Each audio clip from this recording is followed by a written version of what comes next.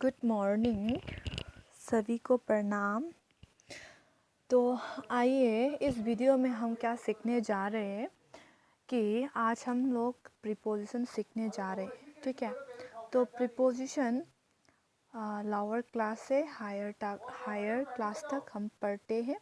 तो सभी ने सुना होगा कि प्रीपोजिशन होते क्या है। ओके, प्रीपोजिशन कहाँ कहाँ यूज़ करते हैं और प्रीपोजिशन को अच्छी तरह जानने से हमें स्पोकन इंग्लिश और एक कॉम्पिटिटिव एग्ज़ाम में कितना इसका फ़ायदा है हम लोग सब जानते हैं, right.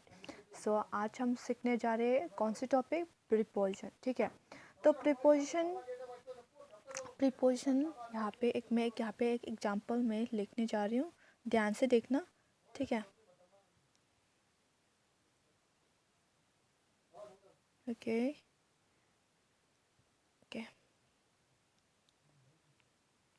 He is busy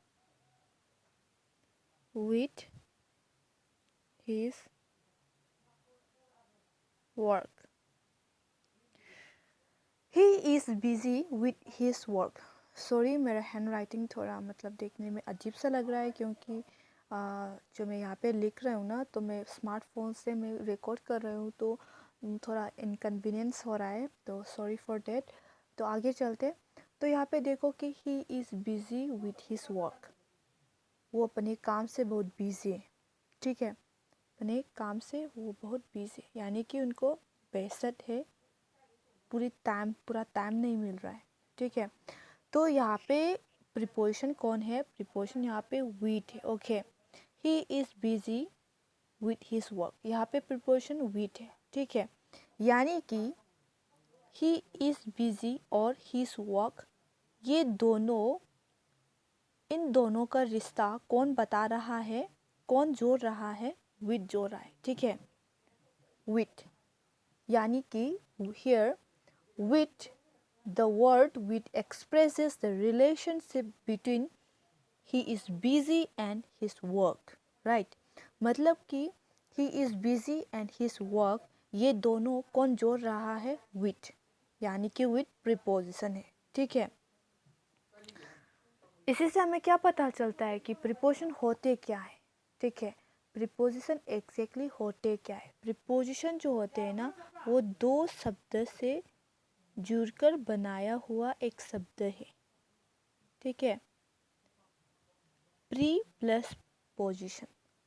position का मतलब क्या है, प्री का मतलब क्या है। प्री का मतलब पहले, यानी कि सामने। ठीक है, किसी भी जगह का पहले आना वाला शब्द, यानी कि प्रीपोजिशन जो होता है ना, ये शब्द से हमें क्या पता चलता है कि किसी भी जगह में पहले आने वाला शब्द को प्रीपोजिशन। ठीक है, कौन से शब्द के पहले आएंगे, नाउन या प्रनाउन, यानी कि कोई भी नाउन या प्रनाउन। ठीक है, कोई भी नाउन या प्रनाउन के सामने पहले आने वाला शब्द को हम प्रीपोजिशन बोलेंगे। ठीक है, ठीक है, इसी से हमें क्या पता चलता है, इसी शब्द से हमें ओवरऑल कॉन्सेप्ट तो पता चल जाता है प्रीपोजिशन की, लेकिन हमें पूरी पता नहीं चलता। ठीक है, इसका अर्थ मतलब कि प्रीपोजिशन सच में इसका डिफिनीशन या सच में इसका यूजेस जानने के लिए हमें और आगे तक जाना पड़ता है। ठीक है, तो इसके शब्द से प्रीपोजिशन के शब्द से हमें थोड़ा ओवरऑल कॉन्सेप्ट तो पता चल जाता है कि प्रीपोजिशन होते क्या है। प्रीपोजिशन जो होते हैं ना, जो किसी भी वर्ड या किसी भी शब्द के पहले आने वाला शब्द को हम प्रीपोजिशन बोलेंगे। कौन से शब्द के पहले आ जाएंगे, नाउन या प्रोनाउन के सामने। ठीक है, नाउन या प्रोनाउन के पहले आ जाने वाला शब्द को हम प्रीपोजिशन बोलेंगे। ठीक है, और इसके पूरे जानने के लिए हमें थोड़ा सेंटेंस एग्जांपल लेना पड़ता है। देखो,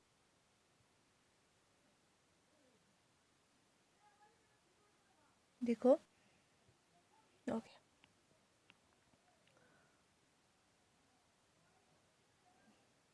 the boy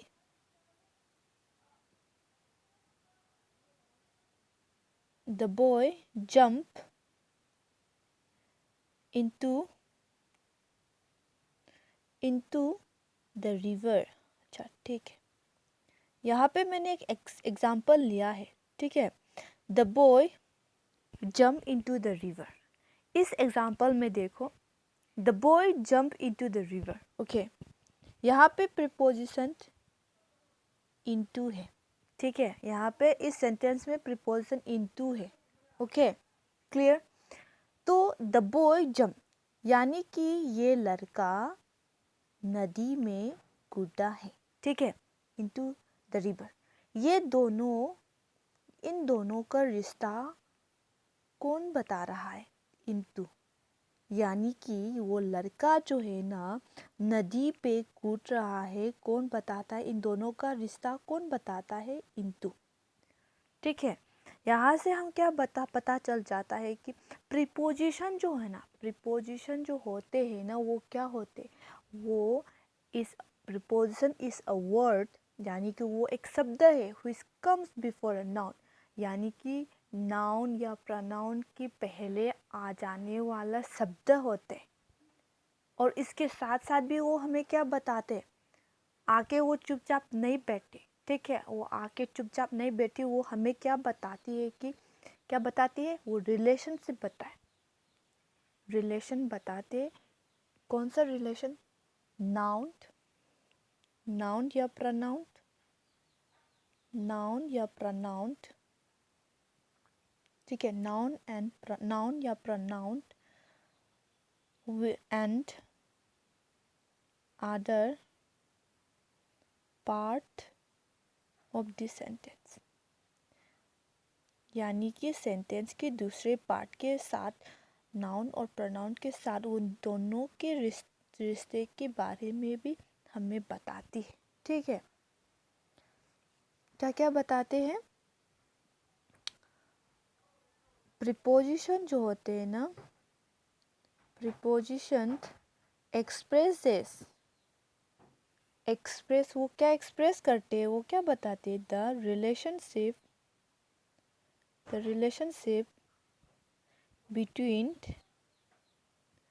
between noun and pronoun and some of the part of the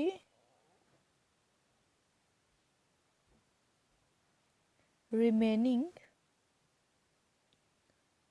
sentence, यानी कि प्रीपोजिशन जो होते हैं ना, वो क्या बताती है कि एक रिलेशन बताती है, एक रिलेशन से बताती है किस किस के बीच में, नाउन या प्रोनाउन और some part of the remaining sentences, okay.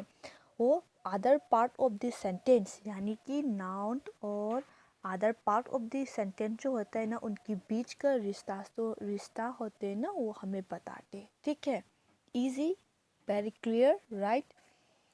और प्रीपोजिशन पढ़ के हमें क्या पता चल जाता है कि प्रीपोजिशन में एक डायरेक्शन होती है, डायरेक्शन बताने वाला, और एक टाइम बताने वाला, यानी कि कौन सी समय में ये काम हुआ था, या कि ये काम हुआ और होगा, ठीक है। और प्लेस, जगह बताती है, ठीक है।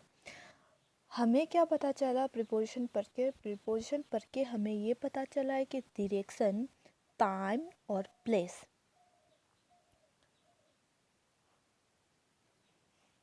यहाँ पे मैं एक एग्जांपल लिख रहा हूँ, आप कमेंट में बता दीजिएगा।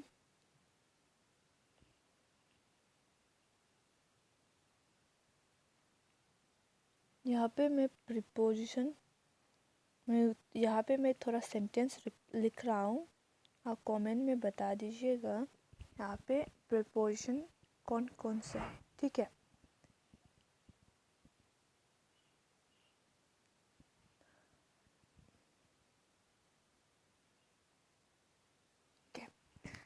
ही लाफ्स एट द पोर, ठीक है। रोमान नंबर 1 का he laughs at the poor, roman number 2 का he is angry with you, okay. इन दोनों सेंटेंस में यहाँ पे कौन प्रीपोजिशन है आप कमेंट में बता दीजिएगा, ठीक है। बहुत इजी है ना प्रीपोजिशन, हमें प्रीपोजिशन क्या है, ये प्रीपोजिशन शब्द का ओवरऑल मीनिंग क्या है हमें पता चल गया है। सच में प्रीपोजिशन हमें क्या इसके साथ साथ क्या बताती है ये भी हमें पता चल गया है। तो प्रीपोजिशन यहाँ पे ओवरऑल हमने पढ़ लिया है, ठीक है। बहुत इजी है ना।